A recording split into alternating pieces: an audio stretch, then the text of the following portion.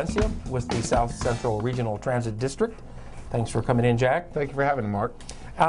What actually is the South Central Regional Transit District? The South Central Regional Transit District is a governmental entity for its sole purpose of providing public transportation.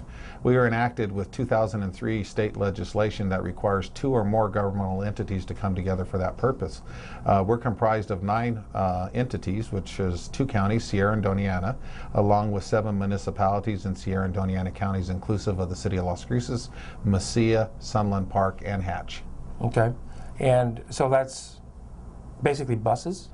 Well, we are running buses today, and we are running 6 routes throughout a 2-county area. And actually, we're contracted in a 3rd county, bringing people in from Alamogordo through Oregon and continuing on into Las Cruces. We have a route that our northernmost route is from Elephant Butte into Hatch into Las Cruces.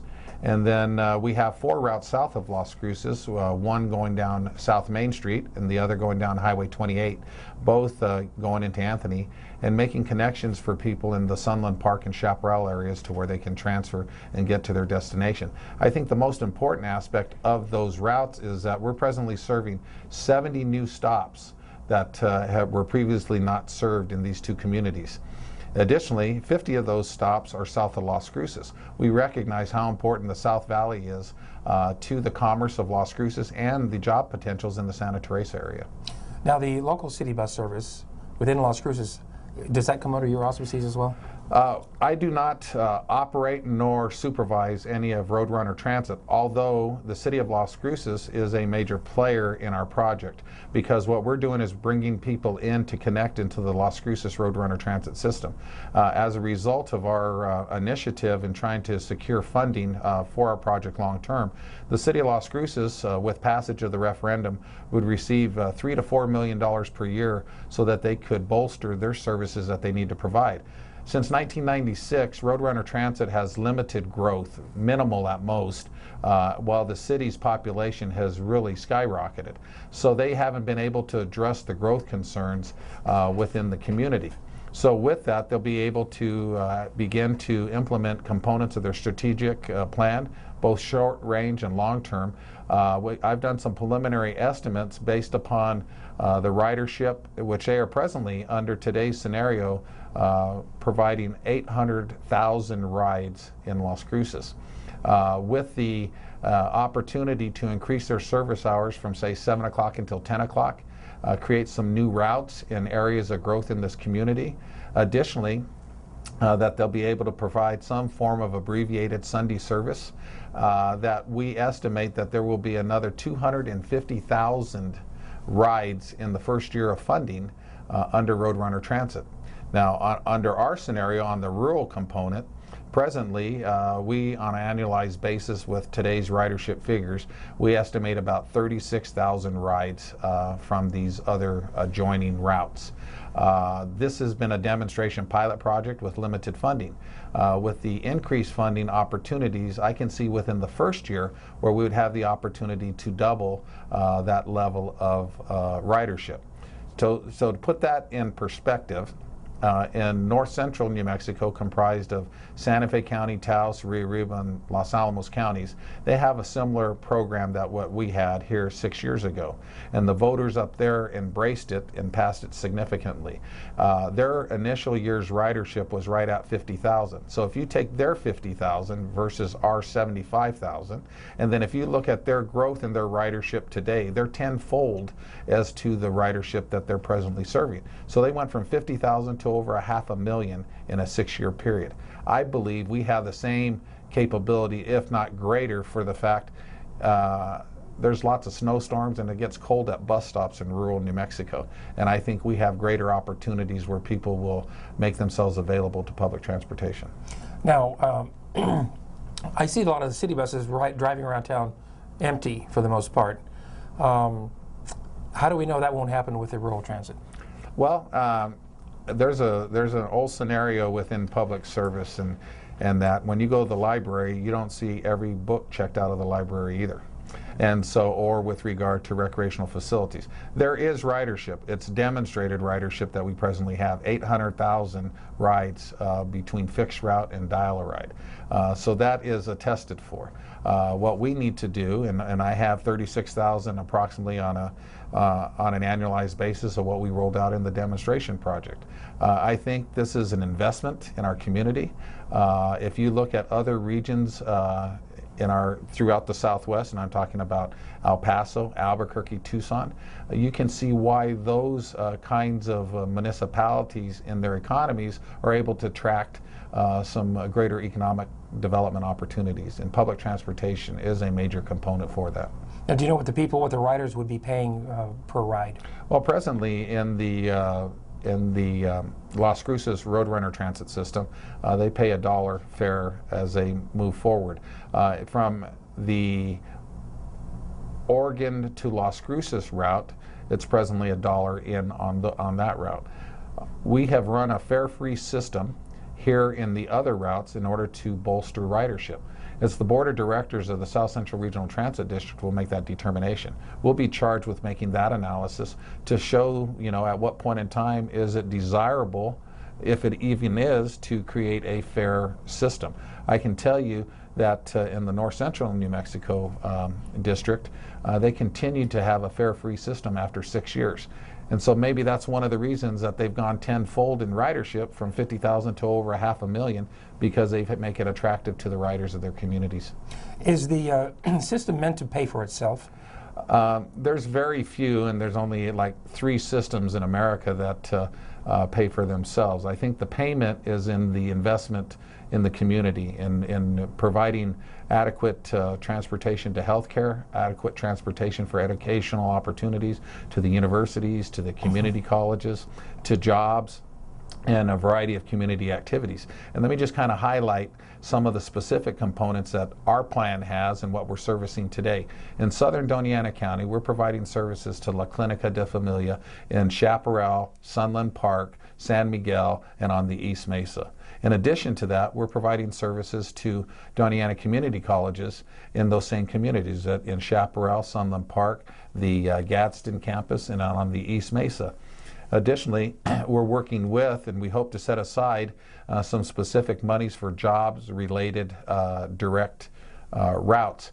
And what that means is we're going to be able to get workers from the Las Cruces area down to Santa Teresa, where there's a host of new jobs coming.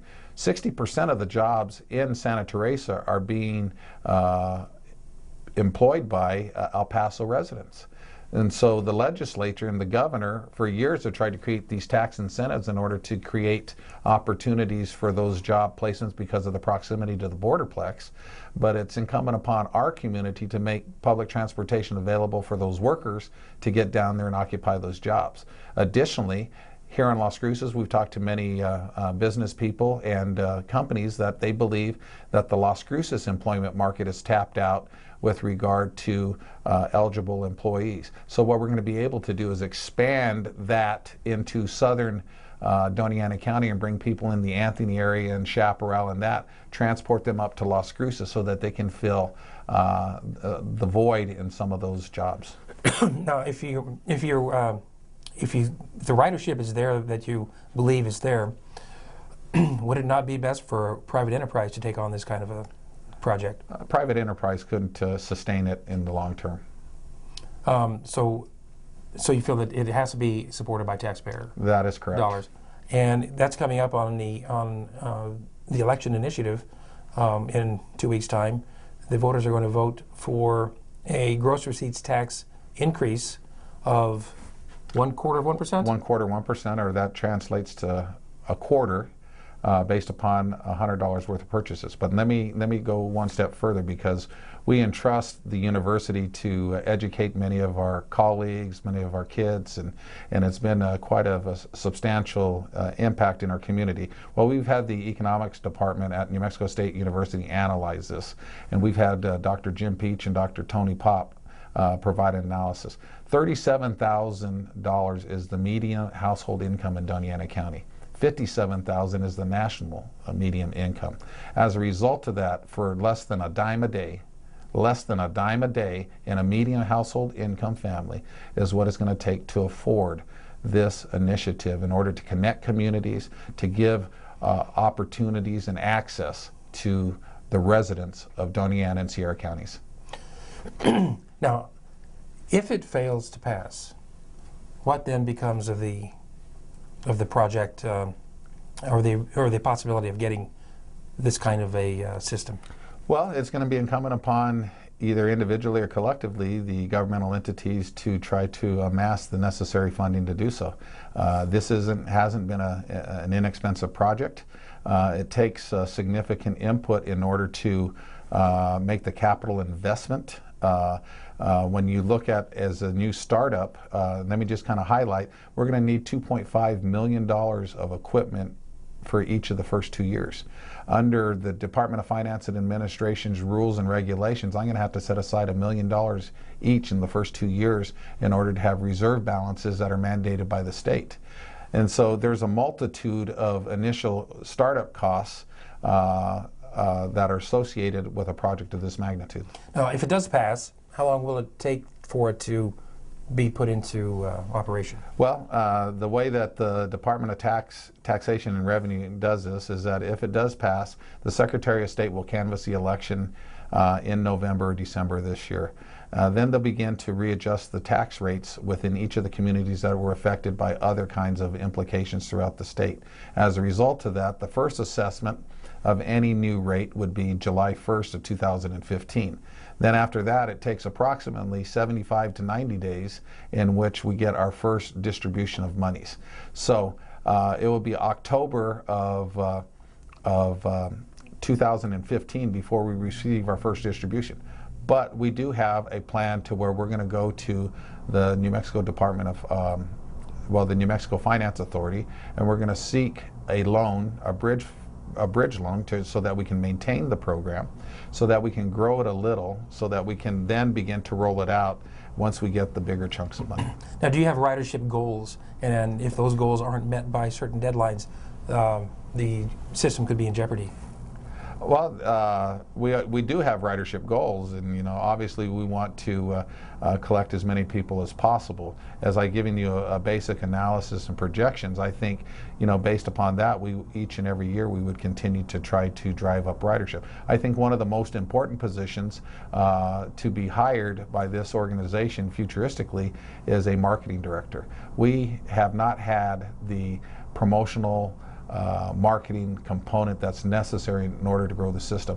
And I can tell you in the North Central District where I worked before, that's one reason why they were able to drive 50,000 to 500,000, because you go in there and you shake the trees and you make it attractive, and you inform people of all of the benefits that we've been trying to do over the last 9 months, 6 months operationally, that there is an opportunity for success in this. Now, it's a ballot initiative coming up November 4th. I did notice that the Sun News failed to endorse it. Do you see that as something you have to overcome, or were you expecting that? Well, it's not an expectation. We would have hoped that we would have had a favorable endorsement, but if you really look into their endorsement, they say that this system is needed. They just disagreed with the portion component of payment.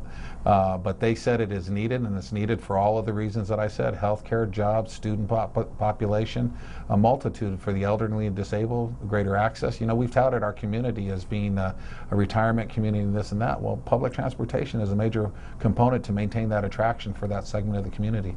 Well, thanks, Jack, for joining us and shedding some light on this issue. You folks have an opportunity to vote on it. You can vote early, and you can also wait till the 4th if you, like me, and vote on Election Day. Thanks, Jack, for joining us. Thank you, Mark. And thank you for joining us on Double Talk. If you're living with diabetes and have Medicare or private insurance, here are some great news. Call United States Medical Supply today, and we'll send you the smallest glucose meter in the world, absolutely free. It only takes a speck of blood, and it gives me my results in 5 seconds. And there's no coding for easier, more accurate results. Don't let diabetes get in the way of living. Give us a call today at United States Medical Supply and get the smallest meter in the world for free. Get ready, America! The Affordable Health Care Act is here, and it's got everyone asking, how do I find affordable health insurance that's right for me? The answer is simpler than you think. Pick up the phone and call I Can Benefit right now. Waiting for you is a team of licensed insurance agents who understand healthcare reform and can help you find the right plan to take care of you and your family's health. Don't wait. Call now and get the answers you deserve and a price you'll love. Call toll-free 1-800-426-2163. Celebrate, celebrate, Fiesta Motors. Come and see us today and discover why our service is second to none. In business for over 17 years, we have the right car for you. When you buy a vehicle from Fiesta Motors, we do everything possible to ensure your satisfaction. Located at the corner of El Paseo and Main. See you there. Celebrate, Fiesta Motors, where buying a car is always a celebration. Hi, I'm Cheryl Burke, and I have a confession to make. I have a serious crush on my workout. Hip, fun, and always a challenge. Jazzercise is the total package. It's the only workout that I've ever truly loved. Does it show? That's because I'm in the best shape of my life. What a difference Jazzercise makes. When's the last time your workout swept you off your feet? Find a class near you at jazzercise.com. When you have credit card debt, the debt suckers, high rate and high pay are everywhere. They're making another minimum payment. Great. Most of the money goes to us. One call to Consolidated Credit can get the debt suckers off your neck. Then lower his rates and consolidate his bills into one low payment. Consolidated Credit drives us batty. Call Consolidated Credit now. 'Cause debt sucks. Call now. Call Consolidated Credit at 1-800-530-4571. Call now.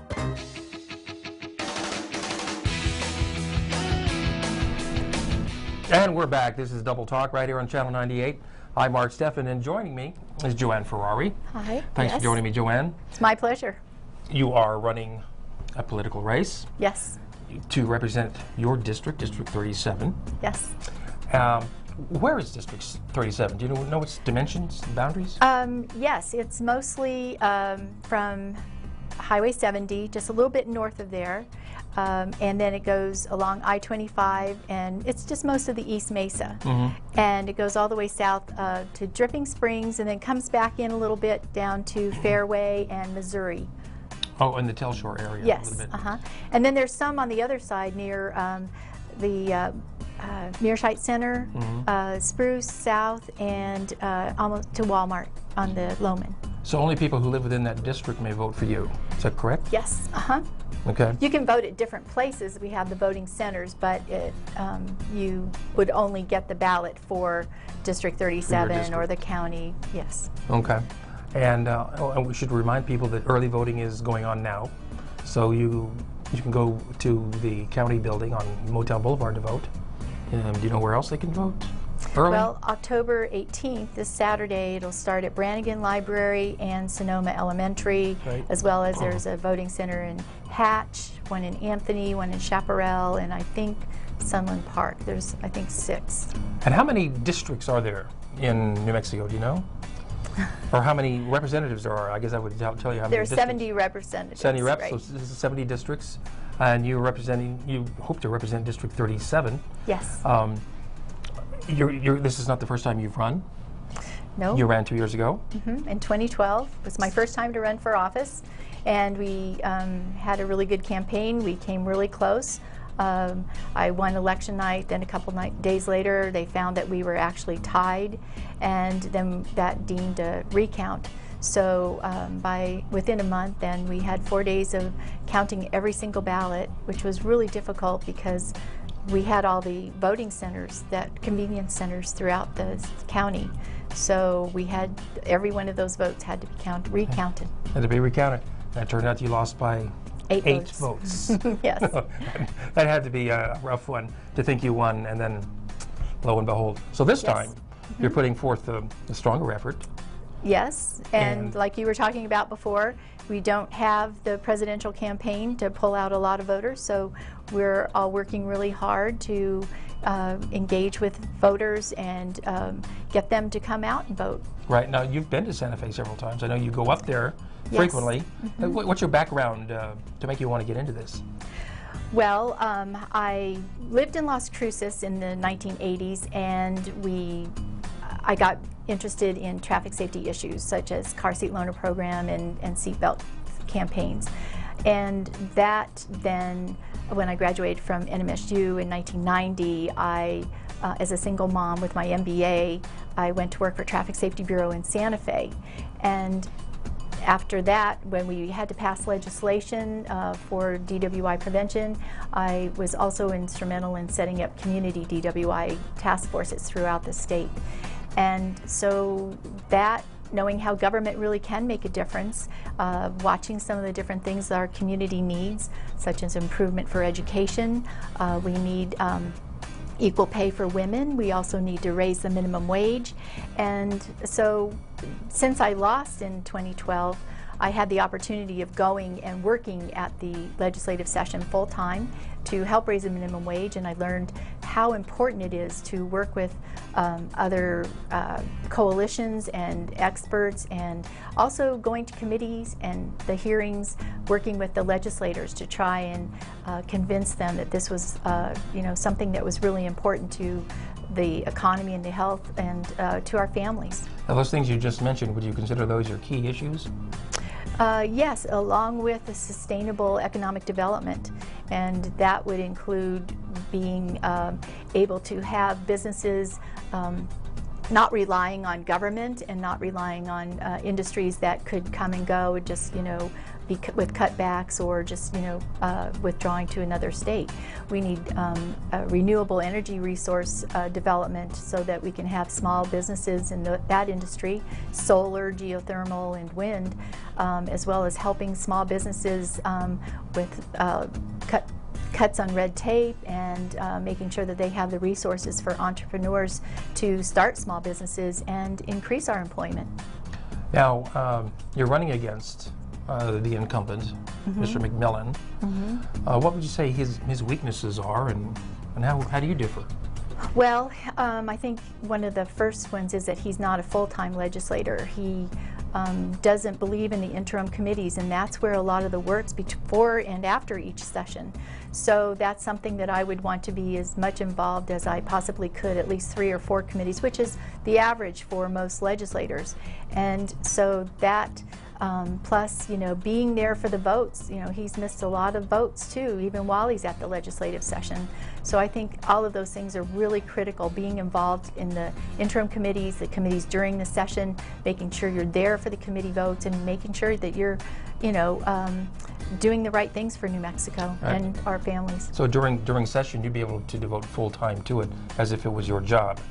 Yes. Even though they don't pay you in the state for that job?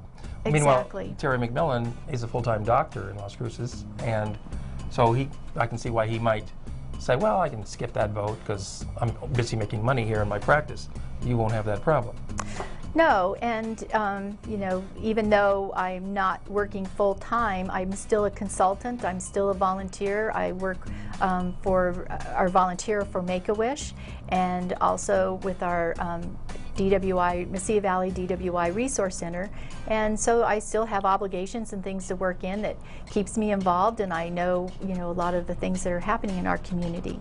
So I'm still very active, and it's you just have to juggle things like other legislators do if they are working, have a law practice, or working as an executive director or as a salesperson. Right.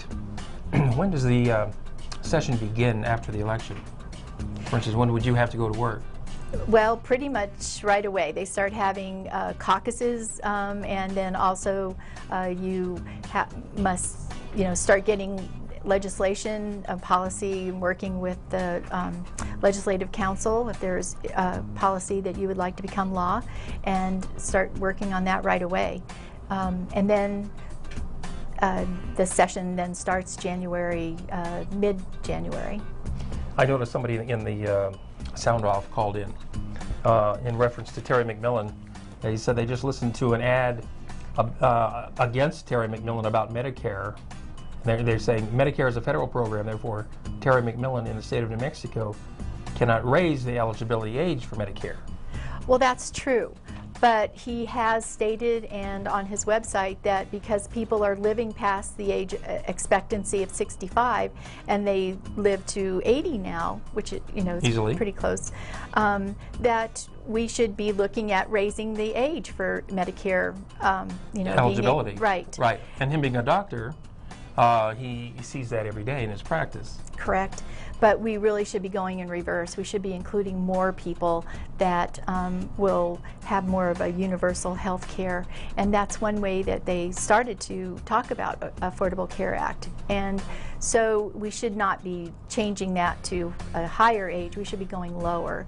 And you would think that as a doctor, he would understand that. So yes, we can't make a difference on that at the state level, but that just kind of is an indication of how he thinks and is more likely to protect, the providers, not the people who should be receiving health care.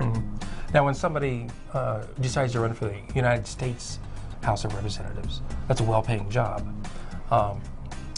Doing it in New Mexico, it's a no-pay job, except they cover your expenses and a stipend. Why would somebody do a job like that for no pay?